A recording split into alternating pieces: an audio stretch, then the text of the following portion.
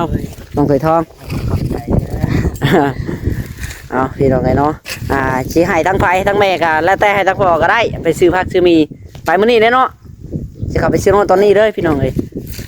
ทั้งพ่อกันได้พออยู่หรือว่าซื้อผักซื้อหยังก็ได้พออยู่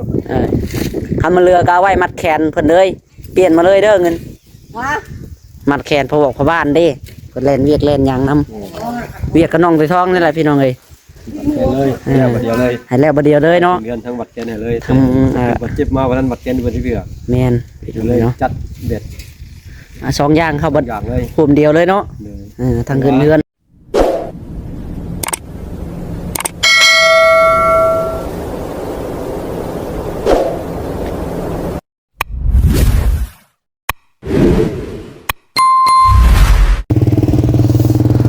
พี่น้องเลยเนาะนั่งยิงแดดบัดนี้เปิดคลิปเนาะเอาจังไดก็ได้ทักทายสบายดีและสวัสดีพ่อแม่พี่น้อง FC ที่หักแพงเบอร์สุขุสุคนนะพี่น้องเด้อปกพ่อกระทานน้องหลาอีกเก่าคือเดิมนะพี่น้องเนาะเอาจังไดก็ได้พี่น้องเอ้ยทั้งนี้ปิ่นมาทั้งคืนน้องเคยทองเพิ่นพี่น้องเอ้ยกำลังพาเก็บกวาดแล้วก็เมี่ยนกองที่สอกกองที่ชายอยู่พี่น้องเอ้ยทั้งน่ะเนาะสีเมี่ยนนั้นดินทรายใหญ่ดินทรายผูกไปไว้หลังบ้านพี่น้องเลยแล้วก็มื้อนี้เนาะ ทางแม่กับพ่อก็ว่าสิเข้าเป็นซิโนพี่น้องเลยเนาะน้องหลากับจังได๋พี่น้องสิเอาเงินไหนกับทางแม่แล้วก็เอาเงินซอยน้องเนาะพี่น้องเนาะเอาเงินซอยน้องเตรียมขึ้นเฮือนพี่น้องเลยทางน้องหลาก็บ่ได้มีลวงหลายดอกเนาะเพราะว่าเงินก็นี่แหละออกซอยแม่ออกซอยทางแม่อ้อยเพิ่นพี่น้องซื้อสีน้ำทางน้องหลาก็ได้เนาะก็เลยเอาจังไรก็ได้ก็บ่ได้มีลวงหลายก็จะให้ทางแม่นี่500,000พี่น้องเนาะ500,000กีบเนาะให้ถ้าเพิ่นไปซื้อผักซื้อมีไปตลาดเตรียมซื้อ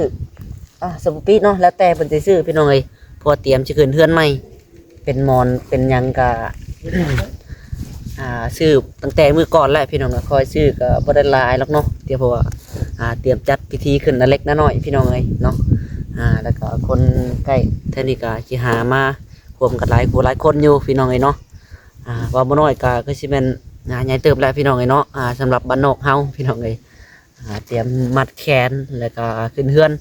มัดแขนน้องตัวทองเลยพี่น้องเพราะว่าเพิ่นได้เกิดอุบัติเหตุในช่วงก่อนเนาะที่ว่าถือวัยรุ่นพันพี่น้องเลยถือพันแต่ก่อนก็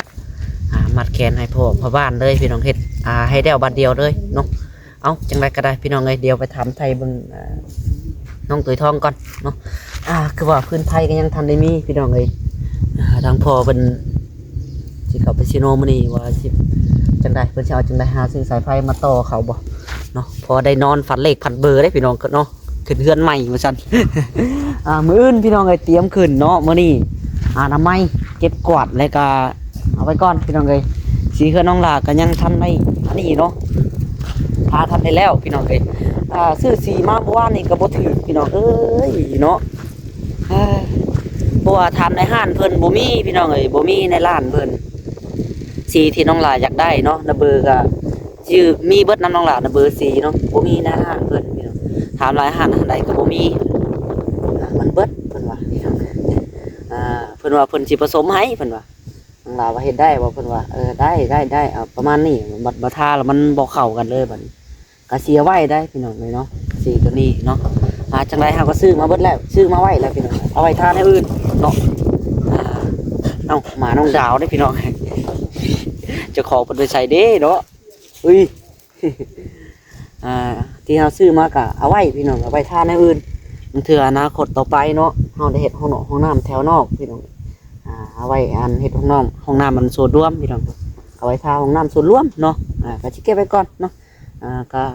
ได้ไรก็ซื้อมาแล้วพี่น้องเอ้ยก็อันประมาณทาง500,000ปลายๆนะพี่น้องเอ้ย500,000นั้น50,000เนาะน้องหลาซื้อมาเกือบ1,000 บาทพี่น้องเอ้ยเดี๋ยวป่ะเดี๋ยวหาไปเบิ่งสีก่อนพี่น้องเอ้ยพี่น้องบรรยากาศหน้าเฮือนน้องหลาเนาะนี่ได้พี่น้องทางตัวนี้แหละนี่เบิ่งตอนที่แรกถ้าบอกคือเบิ่งคืออยู่พี่น้องกับสีตัวนี้เนาะเพิ่นป้ายเบิ่งมาแล้วเพิ่นมาแกะเบิ่งบัดนี้ กเบิ่งน้องหล่าท่ารถมันเป็นคนละอันนี้เลยพี่น้องนี่เป็นคนละสีเลยนี่เวลาหาป้ายใส่ว่าโอ้ยออกคนละสีมันขี้ลายแล้วอ่ะย่าพี่น้องบอกเอาเนาะมีแต่เอาไว้พี่น้องเลยถ้าว่าเอ้ยเพิ่นจังได้กะที่ว่าเฮ็ดเฮือนเพิ่นจังได้กะสิขายเพิ่นพี่น้องเลยใครจังได้กะคอมเมนต์มาพี่น้องเลยเนาะก็บ่ได้ขายแพงดอกเอาทอขึ้นพอเป็นสีทะเลเด้อพี่น้องเด้อเนาะเป็นสีทะเลน้องหลาซื้อก็550,000พี่น้องเลยเอาทอทึนก็พอแล้วเนาะ ขอแค่มีคนซื้อลูกทึนก็เอาพี่น้องเลยเนาะรถ50,000เอาจะ500,000ก็ได้พี่น้อง นี่แหละตัวนี้จะเป็นสีอันใส่สีขาวตัวนี้เนาะสีขาวจะเป็นสีอันตัดขอบวงกบพี่น้องเลยว่าสีทาอันตื่นออกมาอีกได้พี่น้องเลยเนาะประมาณขอบวงกบซ้ำนี่ครับก็จะเอาแทกเอาขอบวงกบประมาณนี้พี่น้องออกมาทาตัดอีกเนาะอ้อมเลยพี่น้องเลยจังได้ให้ FC เมนมาดูว่าสีงามบ่พี่น้องเลยหลายคนก็ว่าบ่ตัดกระยา หลายคนก็ตัดก็ได้พี่น้องเลยเนาะเดี๋ยวน้องหลาก็สิลองเบิ่งพี่น้องเลยถ้าว่ามันงามก็สิตัดเลยพี่น้องเลยจังใดก็ได้เนาะอันนี้จะเป็นสีตัดขอบลุ่มพี่น้องนี่ดิ จะเป็นสีแบบสีเลยนี่แบบนี้เลยเนาะก็สิลองเบิ่งพี่น้องมันจะสิออกเป็นหน้าตาเป็นแบบใดนี่ดิเผื่อมัน130เนาะถัง1พี่น้องเลยป่ะเดี๋ยวไปเบิ่งเพื่อนน้องเคยทองก่อนซะเนาะเตรียมสิอนามัยอยู่ทางนี้ทางมีทางเบาทรงแล้วก็น้องเคยทองเอาเลยไปใส่เหล่าแปะเมื่อกี้นี่ เข้าน้ำบ่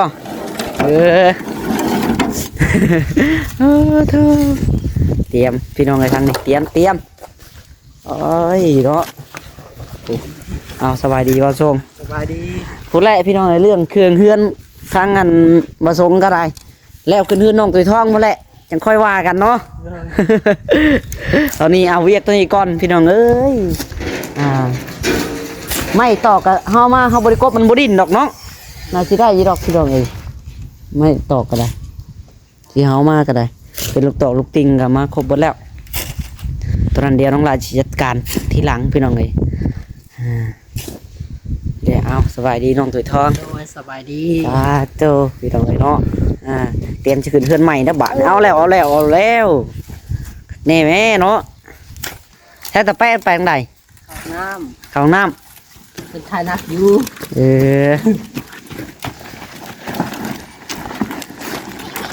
ถามแล้วถามอีกเนาะน้องหลาก็ได้ ส่งไหนอีกเลย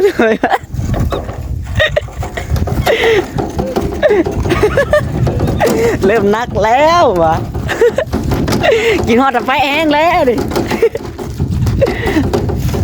มาดำนี่จ้ะแป้งได้เลยเอาสวรรค์กันเดียวอ๋อเราไปเอาสวรรค์บ่สวรรค์เจาะตัวไหนน่ะเจาะอยู่เฮือนนอกอยู่ไรเพิ่นมายืมสวรรค์บ่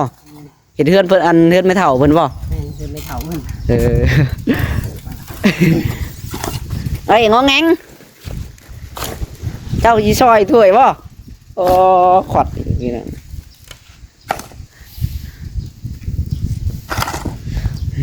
ถอกไว้หลังบ้านเนาะนี่น้องไงเตรียมโอ้พี่น้องท้องทางอันอาโรซิงขึ้นมาเลยน้องดาวพี่น้องมีอันนะบ่เฮือนน่ะฮะเตรียมได้พี่น้องเอ้ยโธ่มาแล้วดีเตรียมเฮือนได้เนาะมีเฮือนในเตรียมจัดงานจัดบุญอยู่ทีนี้อันขึ้นเฮือนไว้ก่อนน้องคือข้องหาแล้วน้องถวยเด้อเพิ่นมาหาแล้วจะต้องหาเลยเตรียมขึ้นเฮือนนี่นะบ่หาบ่ได้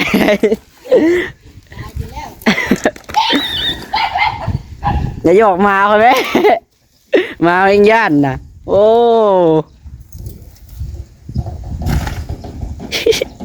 ตายมาเตะมาน้องลายชี้ญาติน้องดาวได้พี่น้องเลยย่าไป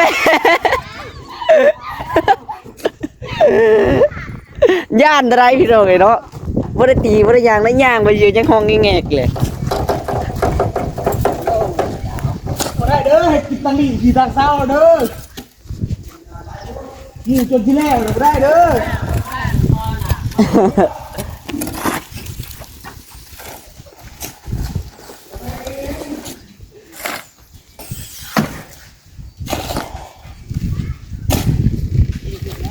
เอาพี่น้องเลยเนาะ เฮ็ดผู้เดียวเอาแน่ เอาแล้วมาแต่ใช้ดิมาโน่นมาอย่านะสุกเอาเข้าได้ดิบ่ได้ห้ามได้ ของหมู่ชวนว่าคอยเฮ็ดผู้เดียว เนาะ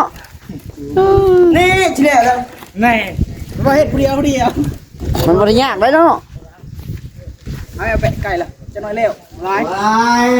เอาไปยังบ่ได้ตี โอ้ไปไหนได้พี่น้องเนี่ย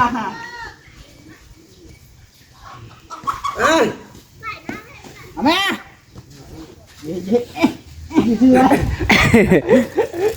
เอาเดือด เอาแล้ว รอข้าเดียวนี่ว้าวนั่นแหละภาษาเจ้ายังไม่เลี้ยวข้างเดียว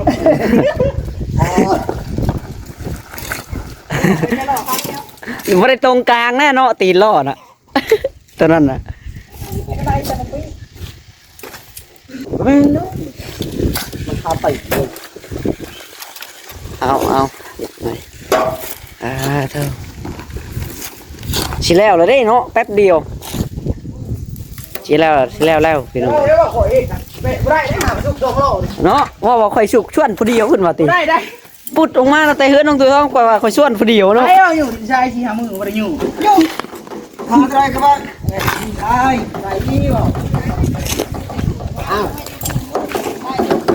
นี่เบิด พี่สิไปเวียกก็ไปเวียกมันเถอะมันได้ก็บ่ได้อยู่ ไปเบียดใช่ เอากันไดไปยัง ใช่ชี้ชื่อมาแล้วจะว่าจะแก่ ซื้อมาเบิดแล้วซื้อมาแล้วบ่ได้แก้ถ้าตัดขอบได้ไป แล้วก็ ขอบตีนลุมเด้ตีนมันกับขอบวงกบเจ้าว่าสิงามอยู่บ่แปะถ้าขอบวงกบจังว่าเนาะ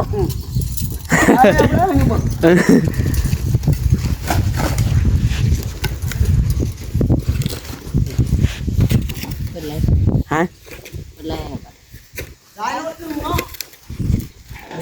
บ่ฮอดรถเฮาใช้ชีวิตแหละ ยาวใช่ด้วย บ่เตรียมนี่แหละพี่น้อง งานกะชี้น้ำใช่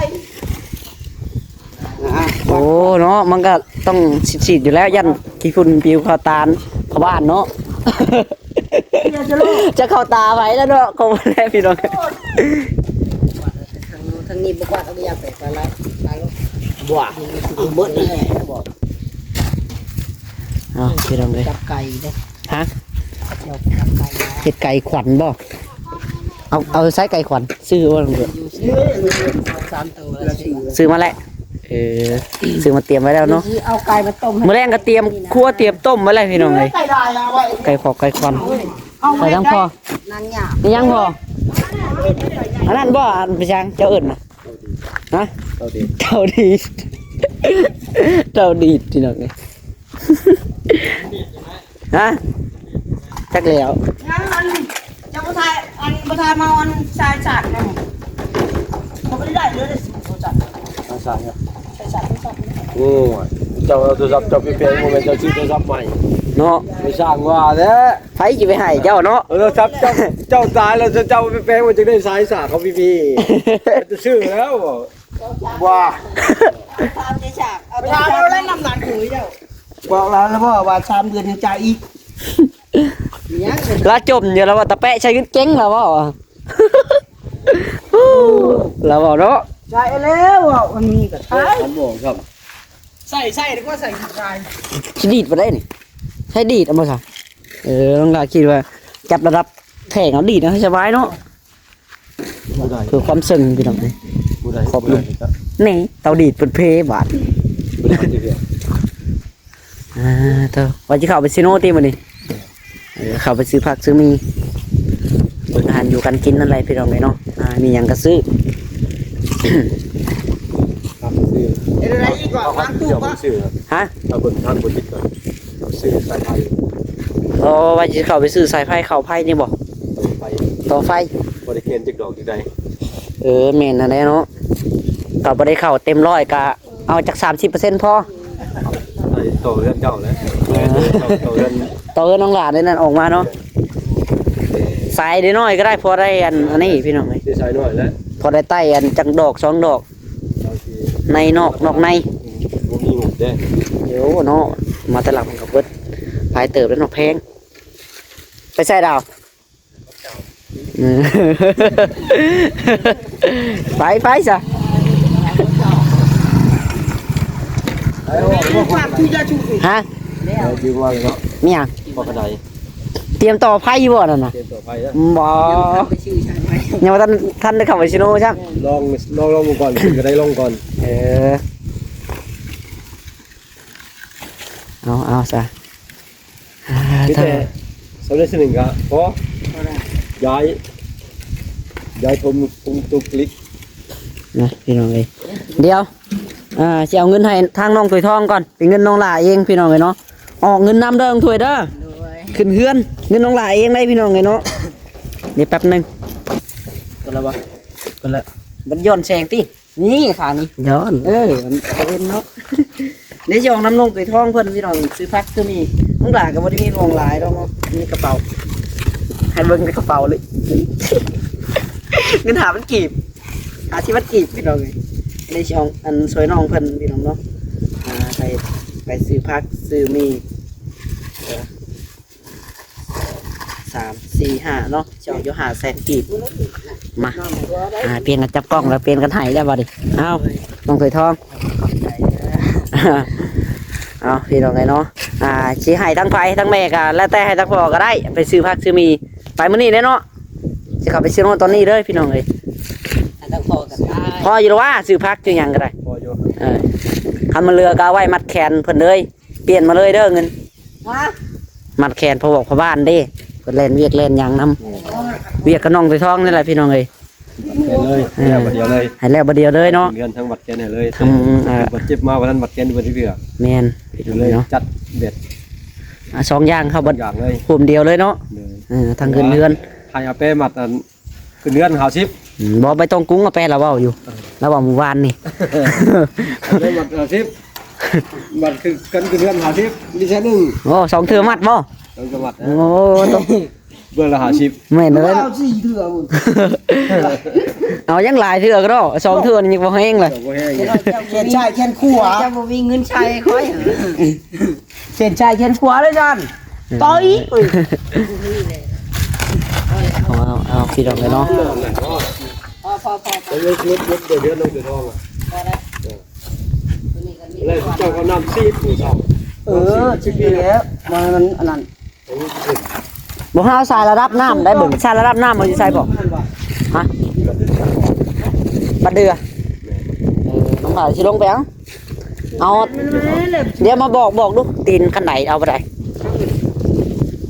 สิชวนลงถ้วยนี่แหละจับเอาสม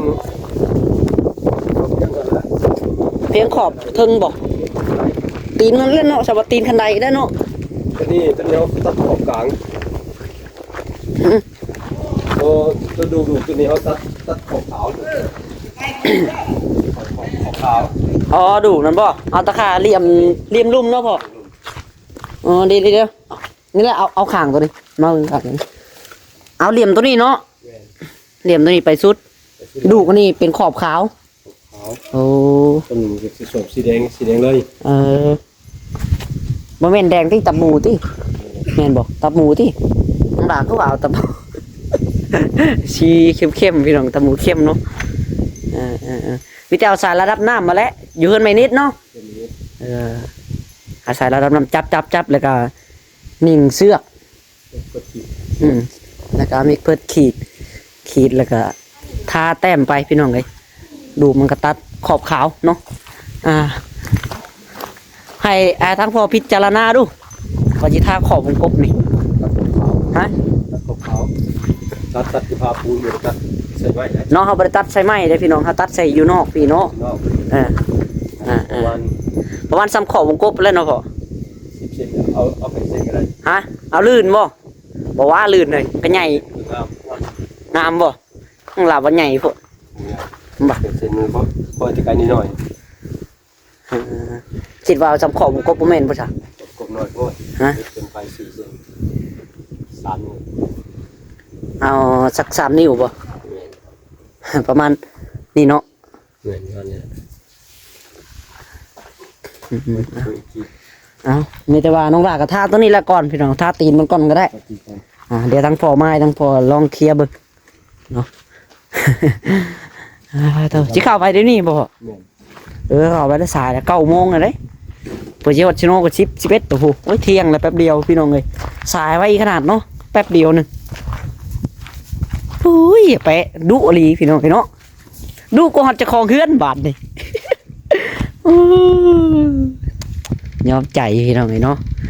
ปุดออกมาแล้วว่าคอยชวนเปรียวที่ผู้ชม บ่ได้เลยโอ้ยเดี๋ยวเนาะโอ้ว่าจะคือเรามาชวนผู้เดียวเลย เพิ่นตันได้ชวนจังบาทเนาะ มึงคอยจุดเศร้าเลยพูดมาคอยชวนผู้เดียวฮะมึงมีคนตีเจ้านั่งมาแค่เห็นคือหนู ได้เชฟก็ได้พันฮักบ่ได้ฮะเอาเข้าไว้ได้ลบพันฮัก มันเบาปานนั้นบ่ซะ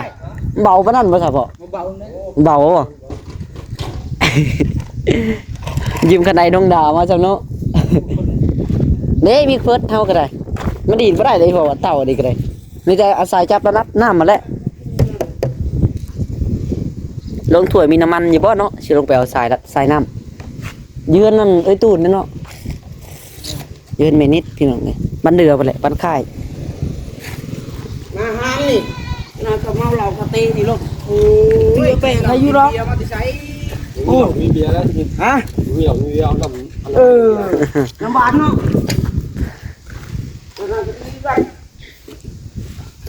เตะว่าเห็นอยู่จะเตะ จากนี่มันเจ็บเนาะ ไปเถอะดอกไปจับไก่ยาแบบ นี่น้องวีก็ได้ปะเพื่อนอยู่ทางนี้ทันว่าได้จ้ะแมวเอาวะนอนอยู่บ่เมื่อคืนนี่ เว้นบ่นอน ยาดอกเนาะมานอนตอนเว้นตอนคืนนอนนอนดีแหละ อยู่ตามภาษาเด็กน้อยอะไรพี่น้องเลยเนาะ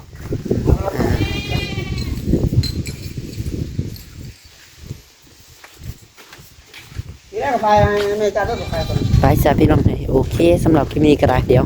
เนาะต้องด่าสิขอตัวลาไปก่อนพี่น้องเลยจังไรก็ได้อยู่ดีไม่แห้งเบิดสุขุสุขคนนะพี่น้องเนาะไปไผก็ว่าพี่น้องไอ้สีเขาน้องลากะงามบ่แพ้ไผคือกันได้พี่น้องเนาะอันนี้ก็ขอบใจละลายพี่น้องเนาะติดส้ม น้องหลาก็ว่างามอยู่พี่น้องเลยเนาะบัดท่าทั่วๆแล้วรู้สึกว่างามขึ้นมาเลยพี่น้องเลยเนาะ